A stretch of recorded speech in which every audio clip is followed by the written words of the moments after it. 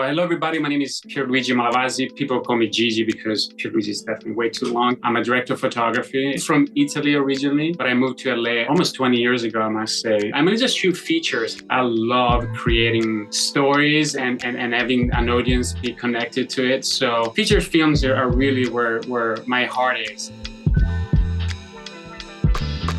The two projects I want to talk about, one is called Weathering, which is on Netflix. It's actually a short film. It's produced by Bradley Cooper and Weston Middleton, which is his partner, and Emma Tammy. Anyway, these people get together with Megalyn, the director, and they created this beautiful story that pretty much is, in the United States, unfortunately, Black women have almost 3 times the chances to die during birth. The story is about this woman who loses her child and goes through inner pain and blame herself. And pretty much the movie is about her fight against pretty much herself. Then the other project that I want to talk about is a TV show produced by Amazon and Warner Brothers. I think it's like a branch of Warner Brothers. It's called Casa Grande. It's set in Northern California, and it's pretty much the story between this family, rich family. They own a lot of farmland, and their workers, and how the families are connected to each other. It's a drama. It's very powerful, and that's currently on Amazon Freebie. Well, starting with Weathering, Megalyn, the director, wrote this beautiful script and she was looking for a DP. I didn't know her at the time, but a good friend of mine was one of her good friends. So she was like, hey, if you want a DP that I like very much, contact Gigi. And she contacted me. It's funny because at first she was like, oh, it's a short film. And I didn't know how to tell her, but I was like, I don't really do short films. But then she told me the story. I was like, okay, that's very interesting. Then she told me who was involved, and they actually had a decent budget for it. So because as a DP, it's so hard to accept a project knowing that you might not have enough money to do it right. Thank God they had money and possibility to make it right. So we did all the pre-production together and we shot this entire movie. It was a week shoot in Los Angeles in pretty much one house and a bit of a soundstage work. Casa Grande was I was shooting a movie in Atlanta, and this very talented director, Gabriella. We got in touch because one of the producers maybe mentioned me. She really liked my work. She liked that I like dark and silhouettes and, whatever fits the story. But, she likes that I was a little bit different, I guess. I had to do pretty much a month of pre-production with her on Zoom, which was, I guess we were used to because it was COVID, but doing shot lists on Zoom was not ideal. And also not seeing the location. It was just a lot of work. And then I flew straight from Atlanta to Honolulu. I guess that was the main city we shot. The same day we were location scouting, and that was like 4 or 5 months of work. Is tough. Some days we shot 6 days a week, but I'm very happy the way it turned out, and the actors did amazing. So pretty proud of it.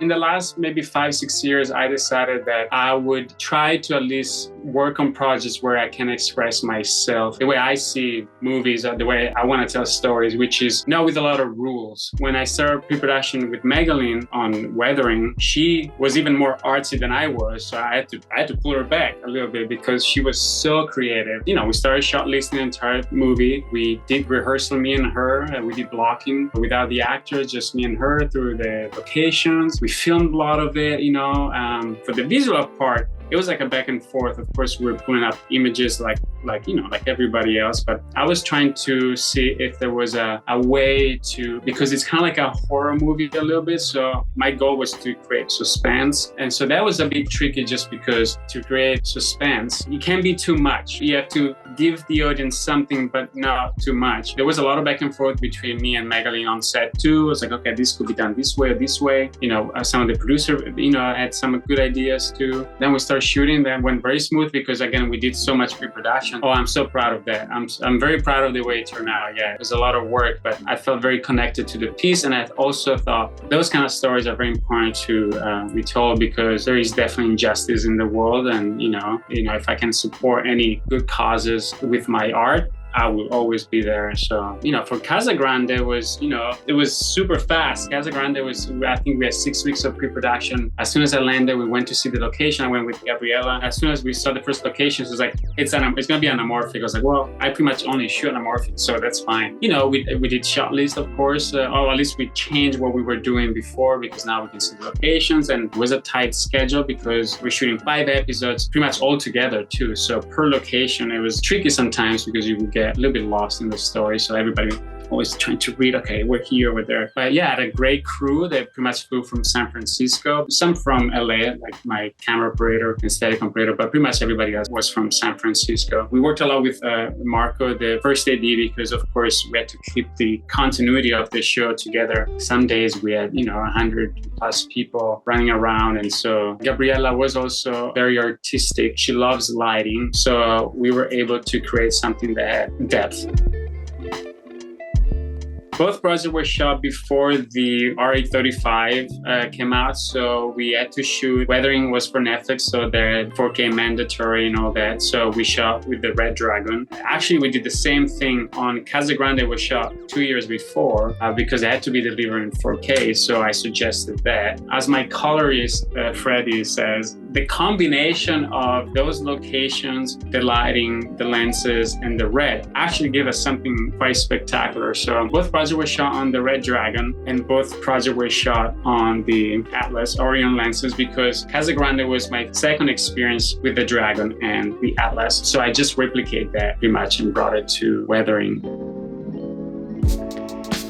So I shot a lot of 35mm film, probably like a lot of other DPs. I was having an issue with digital capturing, and my issues was it was just too clean. People started using older anamorphic lenses like the Kawas, the Panavision, the E series, the C series. It gave us the opportunity to add so much more texture to the image. Even if, forget about anamorphic, even if you were just cropping for 16:9, by using anamorphic lenses, you were adding like a texture, something that would just make the image a little bit more cinematic. Yes, you can have a movie that has realistic feel to it, but movies to me are not meant to be real. I mean, even if you connect to the story, you're still watching a movie. There's editing, there's sound, there's, clearly people acting. So I don't mind the way anamorphic lenses go out of focus. I always thought that was a characteristic of anamorphic lenses that I really enjoy. And that's okay that our eyes, for example, don't see that way, I like that. I was prepping a movie called The Runner. We were using, the camera house was Camera Division. And my to-go-to anamorphic lenses have always been the Cooks. But for some reason, it was a very busy time of the year. We're shooting, it was pre-COVID, we were shooting before Christmas, and somehow they didn't have it. So they asked me, would you come in and test the Atlas? I was like, the Atlas? I was so ignorant. I was like, okay, well, sure. So anyway, I go in and they set up the camera for us and he showed me the lens. I was like, wow, this is very beautiful. And they're similar sizes to the Cooks, right? So I don't know, for some reason, it felt very familiar. And then, we shot some tests, interior and exterior. We sent it to the person who was doing the dailies. I got home, I'm watching my iPad. I was like, oh, wow. I called the guy at the camera division. I was like, yeah, that's fine. Because I was afraid I had to go to something else. So I was like, no, Atlas is fine. I've seen enough, great. So we start shooting The Runner. And this is a movie like very moody, a lot of colors and a lot of camera movements. And I'm watching the dailies and I'm noticing mainly two things. One is the way they go out of focus, the way they can go from infinity to, 3 feet. It's solid, it's smooth, it's gradual, it doesn't distract me. So that's the first thing I was noticing because the camera was moving so much during this movie. I'll be honest, there's a lot of people that are searching for lenses that have very clear characteristic. I'm a little bit of the opposite. I want good lenses that have a little bit of characteristic, but my lighting can make them do different things. For example, some scene we test, some of the flares on the Atlas. I was like, okay, great. They react very well. They're very solid. I like the colors there. I like the tones.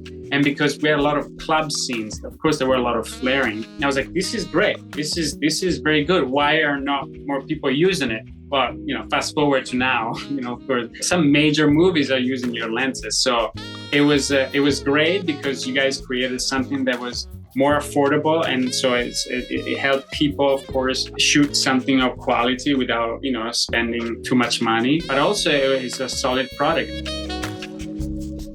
With Casa Grande, because we had these fields and location, we're shooting anamorphic, I wanted to make sure that the 32, for example, the widest lens didn't have any bending, didn't have any issues. Same conversation. I liked the way they were going out of focus. I liked that they were a little bit faster. I liked that they were solid. I mean, we shot in environments too that were dust, desert, rain. There was a lot of difference in temperature between night and day, and we didn't have any issues with condensation or anything like that. So brought them back for other project. And then weathering, the reason why I choose the orange is because the director saw something that she really enjoyed, and she was like, what lenses are those? I was like, well, those are this company called Alice Orange. She was like, well, I want that. I was like, all right. For weathering was even more important because we have a lot of close-ups. And if you shoot anamorphic, you'll know that close-ups are a bit tricky. Well, first of all, because of the aspect ratio, right? So sometimes you have to cut the face. We had so many close-ups, and I wanted the close-ups to feel powerful. I tend not to shoot wide open, so I generally shoot between 4 and 5/6. Those lenses are fantastic with that. As you can tell from the movie, because there are a lot of close-ups, I just like the way they react. I like the way there was not, even the 32 was not distorting her face. Again,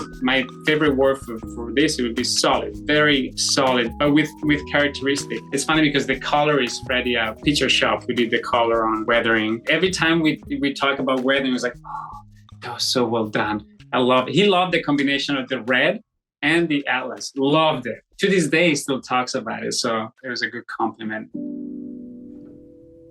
For weathering, I choose a close-up of Alexis Lauder, which is one of the best actors I ever worked with. Not only that's also the still that they use for the poster, but also it captured the essence of the movie itself. It was a shot that, I'll be very honest, I didn't know it was possible to do because it was actually in a bathroom that was very small. One of the producer, Emma, she was like, oh, why don't we try that? And I thought about it. I was like, I don't know if we can fit camera, the lenses, the actors, the mirror, but I never say no. So I was like, great, let's go try it. And, we find a way to put the camera, and the lenses, and she would fit. And I just think that close-up is so powerful, and that it represents not only the story and the journey that the character is going through. On a more technical aspect, it really shows the power of good lenses. If you look at closely, that's a 32 mil, so the widest you guys make. And there is no distortion, there's no bending. We're very close to the actors. I think she's 3-4 feet from the lenses. It feels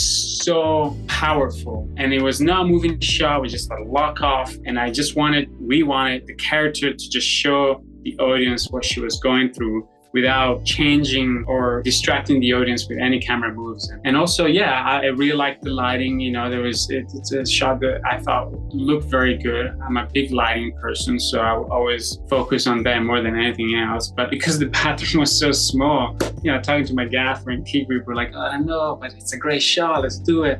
So we find a way to hang some, lights and tubes. And as soon as Alexis walked into set for rehearsal, we're like, oh, this is probably the best shot of the movie. And I didn't come up with it, so no. But thanks to Emma, I give her credit for that. But no, it was great. It's my favorite, and I'm glad Netflix used that for the poster. Casa Grande has a lot of silhouettes. When I do silhouettes, of course, depends on the story, but I'm looking for a silhouette that holds some texture to it in the dark side of an image. Of course, lighting is, important when you're creating a silhouette, but the two images that I sent you are, one is two people on a couch, and then after they go into a bedroom and they have an intimate scene. And I just like the way we went from this very wide lens, like a 32, very low to the ground, with these two characters. They're so afraid to do what they're going to do that I like the separation that we create. I like the distance and the size of it and the low angle. But again, even that, it's a pretty dark image. The lenses were helping in the sense that because they're not super slow, I could retain some information pretty much everywhere. And then of course you balance it out. It helps me to create what I'm envisioning having these kind of lenses. It helps me because I don't have to think too much. I know it will turn out great. I won't have any noise or, weird after effects because there's a lot of light bulbs in the shot. And then this scene takes us to the bedroom where we did that silhouette. I love silhouettes. If they're justified, I love them. We walked in, we put the camera in the Steadicam, and I told my Steadicam operator, Kia, I was like, let them do whatever they want to do. I talked to my focus puller. I was like, they might move, they might go to the bed, just let them be. So we light for the, environment, pretty much just using light bulbs. And we knew, of course, they were not going to go past this, so the silhouette would be achieved. But I was like, let's see what they do. And they did this little dancing before they kiss that I just love. I think is very romantic. And again, talking about a wide shot, yet feels so intimate because of the combination, of course, the blocking and the lighting, but everything together, you know, it was just, for me, very powerful. It was a beautiful moment on set. I think the actors also felt it. And Casa Grande has a lot of movement compared to weathering, for example. Lots of Steadicam. I think Steadicam almost every day. And so, you know, of course, the crew also has to be ready, has to have lenses that they're solid in the sense that they can just move fast and be able to pull focus. And I was happy with the Atlas because of the way they go out of focus and the bokeh they create and just those characteristics that I think are very important for those kind of shows.